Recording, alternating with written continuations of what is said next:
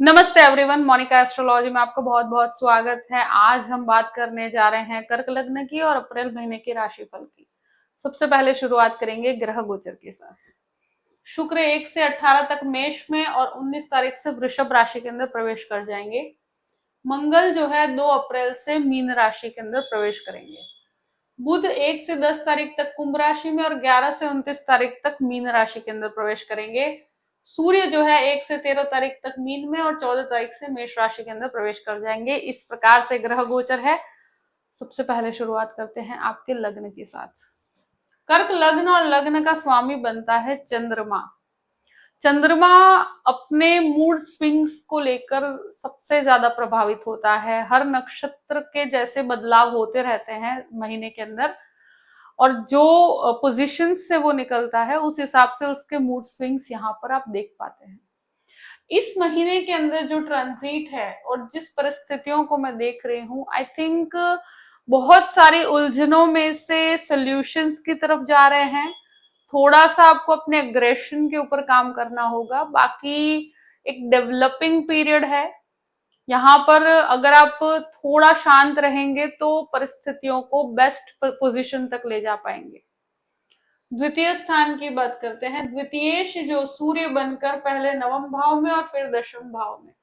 देखिए, फैमिली के अंदर उतार चढ़ाव है शुरू के 13 दिन तक। परिवार में विवाद रहेगा। परिवार से या जॉइंट जो बिजनेस है या जॉइंट प्रॉपर्टी है उसके अंदर, यानी कि स्पेशली बिजनेस की बात कर रही हूँ, जो फादर से कनेक्टेड हो या आपके इकट्ठे का हो, तो वहां पर शुरू के 13 दिन विवादित परिस्थितियां हैं। 13 तारीख के बाद वो फैमिली बिजनेस से आपको काफी अच्छे लाभ होंगे। जो कहते हैं ना कि आपकी पेरेंटल वेल्थ होती है या आपके जो जॉइंट के अंदर आपको मिलता है, वो यहाँ पर आपको बहुत हेल्प करेगा। आई थिंक वहां से आपको बहुत फायदा होगा। यहाँ सेविंग्स भी 14 से काफी डेवलप होने लगेगी। आप सेविंग्स को बहुत अच्छे से इन्वेस्ट भी कर पाएंगे।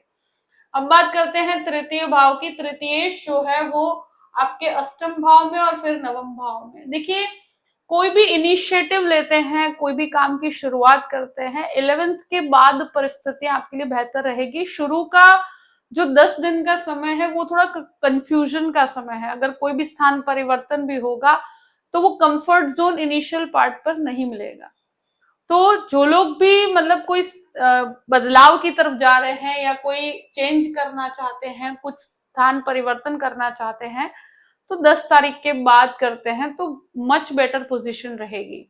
यहाँ एक ही चीज है कि जो भी बदलाव होगा उसके लिए मेंटली आपको प्रिपेयर्ड रहना होगा। यहाँ पर कोई कार्य करना भी चाहते हैं तो 14th के बाद वहां पर आपको सफलता ज्यादा मिलेगी। अब बात करते हैं 4th हाउस की। 4th लॉर्ड आपके 10th हाउस में और फिर 11th हाउस में। देखिए, प्रॉपर्टी संबंधित कार्यों में बहुत अच्छी सफलता है। लग्जरी बेस्ड प्रॉपर्टी होगी, प्रॉपर्टी से लाभ भी होगा। प्रॉपर्टी लेना चाहते हैं, प्रॉपर्टी बेचना चाहते हैं, फायदे कारक है। पूरा ही महीना फायदे कारक है। दूसरी चीज, ये जो पोजीशन बनती है कि शुक्र खुद के घर को देखते हैं, तो आप बहुत ज्यादा घर के लिए भी काफी डेकोरेटिव चीजों में आपका इंटरेस्ट होगा, लग्जरी में आपका इंटरेस्ट होगा, व्हीकल्स में आपका इंटरेस्ट बढ़ सकता है। तो इस तरह की पोजीशन रहेगी। ये महीना इस कार्य के लिए बहुत बेहतर है। आपकी प्रॉपर्टी की वैल्यूएशन भी काफी बढ़ सकती है। अब बात करते हैं नवम भाव की। नवमेश जो है वो आपके भाग्य स्थान में है, तो ये एक स्टूडेंट्स के लिए बेहतर पोजीशन कहूंगी मैं, क्योंकि 9th लॉर्ड की पोजीशन, 5th लॉर्ड की पोजीशन जो है नवम भाव के अंदर जाती है। तो कोई भी टेक्निकल चीजों में आप आगे बढ़ना चाहते हैं, पढ़ाई में मेहनत कर रहे हैं, तो वहां पर आपको रिजल्ट्स पॉजिटिव मिलेंगे। ये महीना स्टूडेंट्स के लिए बहुत अच्छा है। थोड़ा आपको संघर्ष करना पड़ सकता है, थोड़ा स्ट्रगल करना पड़ सकता है। आपको लगेगा कि आपको लोगों से थोड़ी ज्यादा मेहनत करनी पड़ सकती है, मगर कोई भी चीज को बीच में से मत छोड़िएगा, कंप्लीशन की तरफ लेकर जाइए तो आपके लिए फायदे कारक है। थोड़ा सा आपके लव रिलेशंस में आपको मतलब उतार चढ़ाव महसूस हो सकता है। लव रिलेशंस के अंदर हो सकता है कि आप अगर कोई रिलेशनशिप में है तो वहां वो रिलेशनशिप आपको काफी डिमांडिंग लगने लग जाए, ऐसी परिस्थिति यहाँ पर क्रिएट होगी। बच्चों के एजुकेशन को लेकर थोड़े चिंतित रहेंगे, बच्चों के एजुकेशन के पीछे कुछ खर्च भी हो सकता है। अगर कोई विदेश जाना चाहते हैं तो भी ये महीना आपके लिए फायदे कारक रहेगा। शेयर मार्केट से संबंधित लाभ यहाँ पर इस महीने जुड़े हुए हैं, बहुत बेहतर परफॉर्म कर पाएंगे। 14 के बाद आपको वहां पर सफलता अच्छी मिलेगी। अब बात करते हैं 6th हाउस की। 6th लॉर्ड गुरु बनकर आपके 12th हाउस में, गुरु अपने खुद के घर को भी देखते हैं।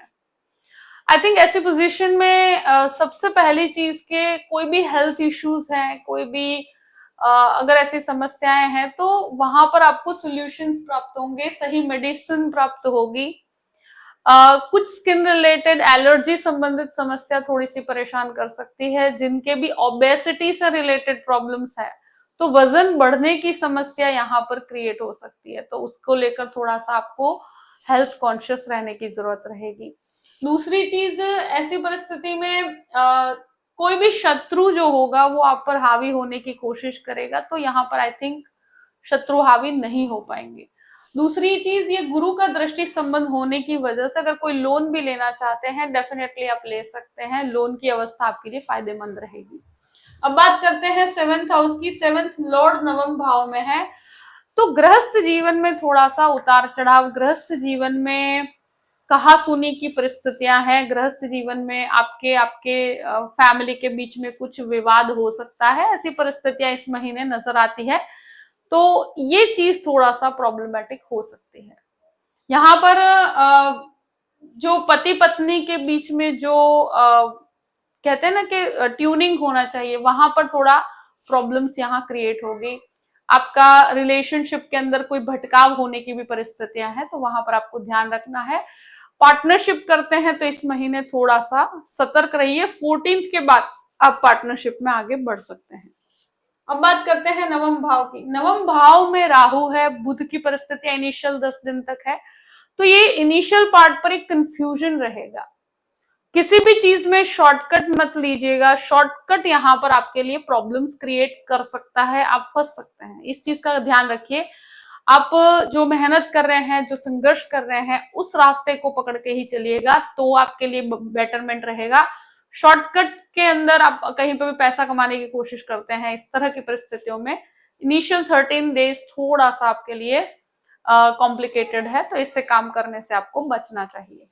अब बात करते हैं नवम भाव की। नवमेश जो है 12th हाउस में, सारे ही प्लैनेट्स मोस्टली मंगल शनि ये सारे नवम भाव में है। फादर की हेल्थ को लेकर आपको थोड़ा सा ध्यान रखना होगा इस महीने। दूसरी चीज, पिता के साथ विवाद हो सकता है, पिता के बिजनेस में विवाद हो सकता है, या पिता के साथ आप छोटी छोटी चीजों में क्लैश कर सकते हैं, तो ये चीज ध्यान रखिएगा कि ये यहाँ पर विचार मतभेद कंप्लीटली नजर आ रहे हैं। हायर एजुकेशन की तरफ अगर जाना चाहते हैं और स्पेशली टेक्निकली जो भी कंप्यूटर से रिलेटेड या इंजीनियरिंग से रिलेटेड या कोई टेक्निकल या आईटी से रिलेटेड काम करना चाहते हैं, लॉ से कनेक्टेड हायर एजुकेशन की तरफ जाना चाहते हैं, तो डेफिनेटली जा सकते हैं। विदेश जाने के कार्य में इस महीने बहुत अच्छी सफलता है। 11 से लेकर 29 तारीख तक का समय बहुत अच्छा है विदेश के कार्यों में, हायर एजुकेशन के लिए, इन कार्यों के लिए आप आगे बढ़ सकते हैं। दशम भाव की बात करते हैं। दशमेश जो है आपके एक तरह से भाग्य स्थान में, तो ये परिस्थिति ऐसी बनती है कि दशम भाव का स्वामी जो है वो आपके भाग्य स्थान में रहेगा और भाग्य स्थान का स्वामी 12th हाउस में, तो ऐसी परिस्थितियों में आप जो भी काम कर रहे हैं, ट्रैवलिंग से आपको बहुत अच्छा लाभ होगा, विदेश के कार्यों में लाभ होगा। जैसे ही सूर्य का परिवर्तन होगा, सूर्य 14th से आपके दशम भाव में आएंगे, उच्च के सूर्य हैं, तो आई थिंक ज्वाइंट बिजनेस से या आपके कोई गवर्नमेंट से रिलेटेड कार्य है उसमें बहुत अच्छी सफलता मिलेगी। 14th से परिस्थितियां आपके लिए बेहतर होती चली जाएगी। अर्निंग पॉइंट ऑफ व्यू से, कार्य के पॉइंट ऑफ व्यू से जो लोग जॉबलेस हैं उनको 14th के बाद जॉब मिलने की संभावनाएं बहुत अच्छी है। आप जो भी काम करेंगे उसमें आपको सफलता मिलेगी। 12th हाउस की 11th हाउस की बात करते हैं। 11th हाउस का लॉर्ड पहले दशम भाव में है और बाकी 11th हाउस के अंदर 19th के बाद है, तो शुक्र की परिस्थितियां बहुत बेहतर है, तो आपका लोकप्रियता बहुत अच्छी रहेगी। फीमेल फ्रेंड्स से आपको काफी लाभ होगा, रिलेशनशिप के अंदर बहुत ज्यादा भटकाव हो सकता है। तो थोड़ा रिलेशनशिप में आप अगर क्लैरिटी रखें तो अच्छा रहेगा। बहुत ज्यादा आप फ्रेंड्स रखेंगे तो उसमें थोड़ा सा कंफ्यूजन हो सकता है, उसके पीछे भी कुछ खर्च हो सकता है, पर फीमेल फ्रेंड से आपको काफी लाभ भी होंगे। तो ये चीज डेफिनेटली है कि शुक्र की परिस्थितियां इस महीने बहुत गजब की है। आपको प्रॉपर्टी से भी लाभ होंगे, कॉन्टैक्ट्स के थ्रू, फाइनेंशियली मल्टीपल इनकम है, फाइनेंशियली बहुत अच्छा लाभ है। 12th हाउस की बात करते हैं। गुरु यहाँ पर मार्गी है, कोर्ट कचहरी के मैटर में आपको सफलता मिलेगी।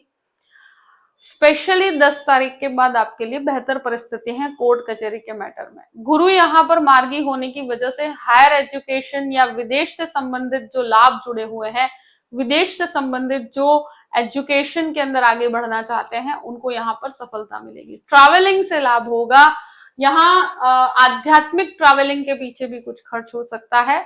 देखिए, खर्चे ट्रैवलिंग के पीछे होंगे, यहाँ पर एजुकेशन के पीछे खर्च होंगे और काफी पॉजिटिव रहेगा। तो ये महीना ओवरऑल आपके लिए बहुत अच्छा है। शुरू के 13 डेज थोड़ा सा फैमिली में किसी से उलझने से आपको बचना चाहिए। इस समय के अंदर थोड़ा सा वाणी पे संयम रखेंगे तो बेहतर रहेगा। बाकी हर तरह से आपके लिए परिस्थितियां बेहतर रहेगी। पिता के साथ भी उलझने से कंप्लीटली बचिएगा, क्योंकि ये कहीं ना कहीं आपके लिए कर्मास को नेगेटिव कर सकता है। कुछ दिन ऐसे हैं कि जिसमें आप डिसीजंस लेते हैं बहुत अच्छे रहेंगे, आपका मन बहुत ज्यादा खुश रहेगा। 19, 20, 23 एंड 24, तो ये 4 दिन डिसीजंस के लिए बहुत पावरफुल है। आपके कुछ मतलब अच्छे दिनों में से ये 4 दिन रहेंगे, जिसमें आप बहुत खुश भी रहेंगे और आपका कार्य में मन भी लगेगा और आप डिसीजंस भी बहुत अच्छे ले पाएंगे। केयरफुल डेज ये है 12, 13, 14, 15, यानी कि 12, 13, 14 एंड 15, ये 4 दिन जो है थोड़े से आपके लिए कॉम्प्लिकेटेड है, कंफ्यूज्ड रहेंगे। हो सकता है कि इस समय के अंदर आपकी स्पीच पे थोड़ा ध्यान देना पड़े। आप थोड़ा फैमिली में या बिजनेस के अंदर किसी से बातचीत करते हैं तो अपनी वाणी पे इन 4 दिनों में संयम बना के रखिएगा, तो आपके लिए बेहतर रहेगा। तो अपने संबंधों को आप बेहतर बना पाएंगे। अमावस्या 17 अप्रैल को है। 17 तारीख को आप जितनी भी दान दक्षिणा करते हैं, पुण्य करते हैं, बहुत अच्छा रहेगा। देखिए, अपने कर्मास को रिलीज करने के लिए दिन बहुत अच्छा है। आई थिंक 17 अप्रैल को जितना भी आप दान कर सकते हैं, जो भी अच्छा कार्य कर सकते हैं, जो भी आपके मन में हो, तो 17 को करेंगे तो उसका फल आपको बहुत अच्छा मिलेगा। जो भी परिस्थिति है मैंने आपके सामने रख दी है। आई होप कि ये वीडियो आपको पसंद आया होगा। पसंद आया हो तो लाइक भी कीजिएगा और सब्सक्राइब भी कीजिएगा। Thank you so much. जय श्री कृष्ण।